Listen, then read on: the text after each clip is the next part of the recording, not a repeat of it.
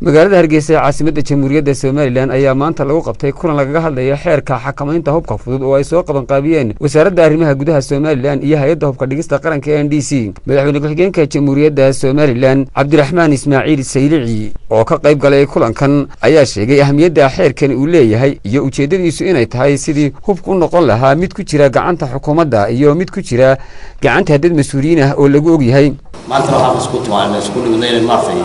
xeerka حكمت الفضول تاسم عليه سويهاي مثل لما أنت كدولة هذه شعب عام ضمن أنت لو كجرتها جدا لقلي هناك تحي خوك قعدت ربع عمود الكجرا قعدت الدولة ده والتمسؤول ده كروان قرق الساعة هنا يلو إلى الصوم عرض لي يوم شرفتك يا كرامة شعب كريسو مالان مسؤولية كودو حال الدولة ده طلبات يهوك الله قولي فلوت قاعد سكجيرنا دم مسؤولين أو نقول هاي والله رجستر قريو ويا جدول منهم ما تعرف كل تاي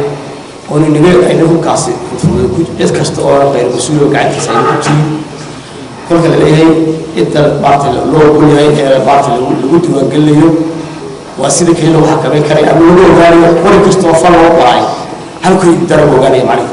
كل كريستوفر وقاعد kolka rajista lagu qabto waxa la ogaanayaa xitaa qofkii mas'uulka ahaa ee qorigaasi haystay haddii isaga laga xalay haddii isaga ehelkiisa iyo maartay ku qalay waxa noqonaysaa wax gacanta dibadda la fayo ama ugu jiro maartay akala ugu jiro marka mushkiladu markuu leeyahay inuu arkaas intuu suuleeyo jidada markaas oo tabaad sida ugu leeyahay haddana waqti ka soo kala dagaal دبعت الله صواب كلمات وقت في عدد الجيل الواصل صواب وفق استعراض استعراض مجري الدعوة كمعرض في الجيل الدول كلاسو وما في هذه استعراض مستشدين الدول الأولاد والكوليسترين سيدي الخروج عارفه صح كبير الحين أنت اللي هو كله شرعي سنين وشرعي لها أنت كلام ما في المسؤولية شرعي سنين أما أنه أنواع أربعة حلقة توقعات مغيرين سيدي ما في الشرعي لها وهو يفرق